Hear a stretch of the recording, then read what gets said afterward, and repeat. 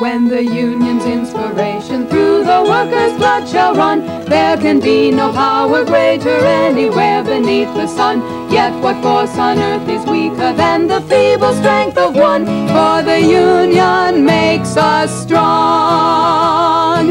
Solidarity forever, solidarity forever, solidarity forever, for the union makes us strong. I learned that you needed a lot of help. The working man did, and the best way to get it was join a union. Detroit workers first formed unions in the 1830s. During the next 60 years, the infant labor movement won shorter hours, higher pay, and control of production. As more workers joined unions, their organizations grew more powerful. This new strength made employers uneasy. At the turn of the century, they countered by forming the Employers Association of Detroit. Backed by the association, companies broke their contracts with the unions and provoked long strikes of iron molders, machinists, carpenters, and painters. The Employers Association also screened every job seeker in the city, making it nearly impossible for union sympathizers to get jobs. The unions were put on the defensive. By 1910, Detroit was a major open-shop city, known for its anti-union climate.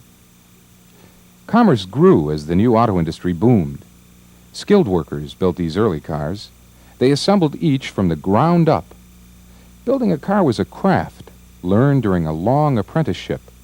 But that soon changed. By 1913, Henry Ford perfected the first moving auto assembly line. Skilled workers were replaced by less skilled workers who did one task over and over all day long. Henry Ford went on record saying, "The average worker wants a job in which he does not have to think." Autos built with interchangeable parts were now built by interchangeable workers. The line was very productive, and the cost of cars dropped sharply. As industry grew, employers called for more workers, and in the following years they came in growing numbers. From the nations of Europe and the Middle East, and from all over North America came Canadians and Mexicans, Midwestern and Southern farmers, blacks and whites. The work they found was grueling, and for many, unbearable. They quit in droves. For example, to maintain a workforce of 14,000, Ford hired 52,000 workers in 1913. But not everyone quit. The local Federation of Labor continued organizing skilled workers into separate craft unions. One union for painters, one for metal polishers, and so on, even when they all worked in the same factory. But interest also grew in organizing all workers in a plant into a single industrial union. Campaigning for the U.S. presidency on the Socialist Party ticket, Eugene Debs promoted industrial unionism throughout the country. The working classes must be aroused. They must be made to hear the trumpet call of solidarity, economic solidarity and political solidarity. One great all-embracing industrial union and one great all-embracing political party, and both revolutionary to the core. Debs was active in founding one such union, the Industrial Workers of the World, the IWW. The IWW took part in a major strike of 6,000 Detroit Studebaker workers in the summer of 1913. The rumblings of organized workers worried the Ford Company. Henry Ford doubled wages, bringing them to $5 a day. That promise drew thousands of job seekers to the Ford Highland Park plant on a cold winter morning in January 1914. Confronted by "no hiring" signs, the crowd rioted and broke windows. They fought with police until driven away with fire hoses. Yet, those eventually hired didn't always qualify for the $5 day. The Ford Sociology Department carefully investigated each worker and set guidelines for their conduct off the job. Single workers were to get married. Wives of Ford workers were not to work outside the home, and family members weren't to drink, gamble, or buy on credit. Foreign workers went to a Ford school to learn English and the Ford view of American life. Throughout the industry, workers did jobs assigned by race or sex. Employers continued segregating the newest immigrants into the hardest and the dirtiest jobs. Poles, blacks, and Mexican workers received the lowest wages for the hardest work in foundry and painting shops. Only a handful of auto jobs were open to women. Ford paid women workers $2.07 a day, recommending they get married and be homemakers. Married or single, women took care of their homes and families while working. They labored in offices, housekeeping, auto, salt packing, cigar factories, chemical processing, and other low-wage industries. Sweatshop conditions and sexual harassment were too often features of the job.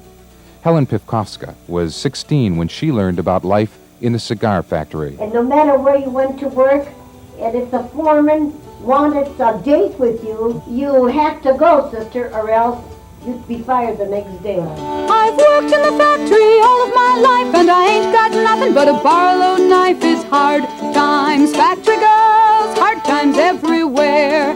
It's hard times, factory girls, it's hard times, factory girls, it's hard times, factory girls, hard times everywhere. As the economy grew during World War I, the American Federation of Labor challenged the open shop climate. In Detroit, the local federation, under the leadership of Frank X. Martel, supported an effort to organize the auto industry on an industrial basis. However, these efforts were undermined by the National AFL's desire to organize along strict craft lines and the anti-radical hysteria of the early 1920s. Charles Hughley recalls working at Briggs Manufacturing in these years. There was no good relations with any foreman in them plants because they were drivers, you know. Get all the sweat and blood they could out of you. And if you didn't do it, he just fired you, and that was all. Business boomed throughout the 1920s. Some people had everything they needed and more. But conditions were rugged even in these good times. Unsafe buildings and machinery led to the maiming and killing of workers. Large numbers of workers purchased homes for the first time. Others were forced to live in substandard housing. Things only got worse after the stock market crashed and banks failed during the Great Depression of the 1930s. Thousands of Detroit workers lost their life savings. Unemployment swept the nation. Michigan unemployment hit 43% by 1932. 1/3 of Detroit's families had no money and no means of support. Unable to pay rent or mortgage, thousands of people were evicted from their homes. For many, there was only the soup line. I've worked all my life in this factory. I did everything I was told. They said I was faithful and loyal. Now even before I get old, they give me soup, soup. They give me a bowl of lousy soup, soup, soup. They give me a bowl of soup. When there was work, the speed of the assembly line increased to a feverish pace. To recover lost profits, many companies cut wages to under $2 a day.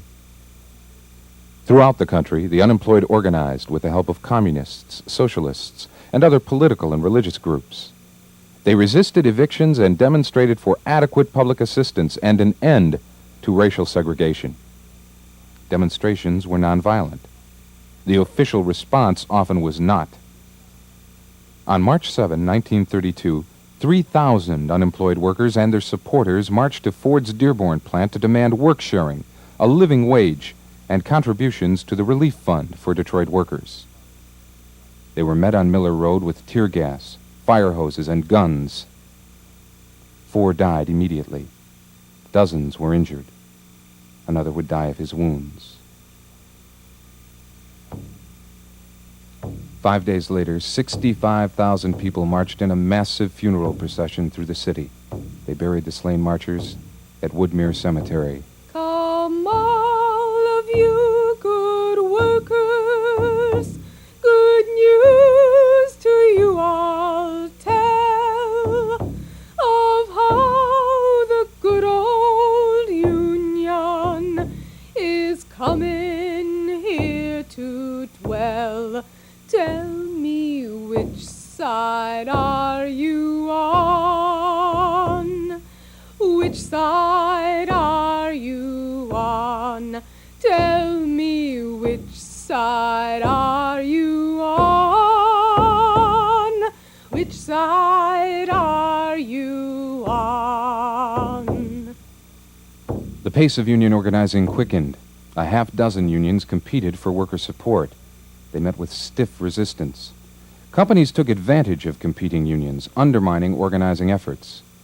Floyd Lowe, an early waiters' union organizer, remembers. Up until that time, we had all kinds of state laws that picketing was not legal. Who protected labor? The boss had the police departments, well paid off, well heeled and directed. And what did labor have? All they had was to finally fight back. During strikes, police arrested union leaders. They broke up meetings and attacked picket lines. Companies turned their factories into armed fortresses. They brought in strikebreakers to keep the assembly lines moving and defeat the unions. But in response to worker unrest throughout the country, Congress passed President Roosevelt's New Deal legislation. It provided workers legal protection for union organizing.